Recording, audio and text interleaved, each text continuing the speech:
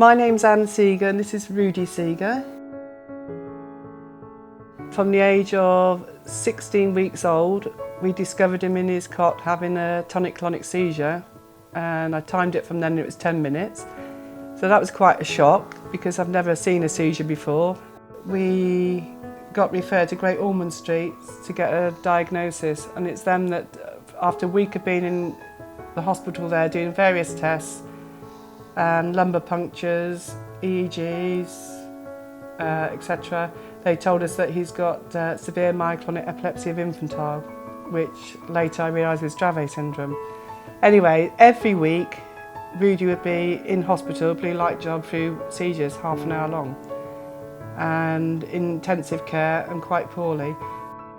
Yeah, so my friend told me about the VNS because her son had it, and it really helped him to reduce his seizures a lot. So that got me to thinking, because Rudy was already on 3 drugs at the time, that was worth looking into, because the VNS, is, although it helps with the seizure control, it's not an invasive drug as such. So Rudy is 16 now, but he was 10 when he was had his first implant.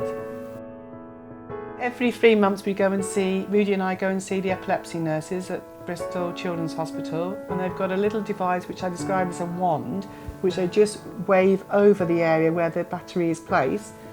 So it's not invasive at all. It doesn't cause Rudy any problems, it's not painful, it's not uncomfortable.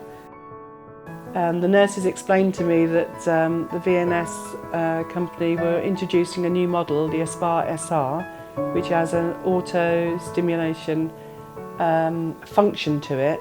And as I understand it, this means that the body's heart rate spikes. It's known to spike when it goes into a seizure, and this device recognises that and will kick in to hopefully stop some of the seizures. So as you can see, he's a happy boy. He lives quite a happy, healthy life. Although he's constantly still has seizures, and that's because of the Dravet syndrome, you know, he's doing actually really, really well. Before he had his VNS, he was almost hyperactive here, there and everywhere, and his attention span very limited. Whereas since he's had the VNS, his speaking has improved somewhat, and he's more calmer. That's the word, he's calmer, and his attention is far greater than it ever used to be. Last summer when we went on holiday, we took him into a warehouse where he did a climbing frames, and they had one section where it's just like poles with a gap about that far away from each other, and they gradually went higher and higher and higher, and he had a harness on.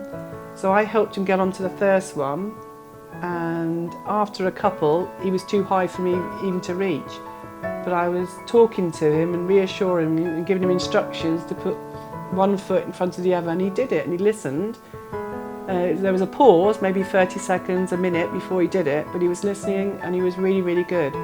Now, I don't think he would ever have been able to do that before he had the VNS. For anyone that's thinking of having a VNS, I would suggest it's a win-win situation. There was no problems with Rudy. I mean, obviously, if ever you have an operation, there's always a minor risk, but he's had 3 replacements now, that's 4 operations, there's no problems, he's been fine afterwards, and he's bounced back to his normal self. And plus, in the last 2.5 years, he's had no increases in any of his other medications, and to me that's because the VNS works so effectively. So I would definitely encourage anybody that's thinking of having a VNS, because it works. You know, there's no doubt it does work, and it helps Rudy no end.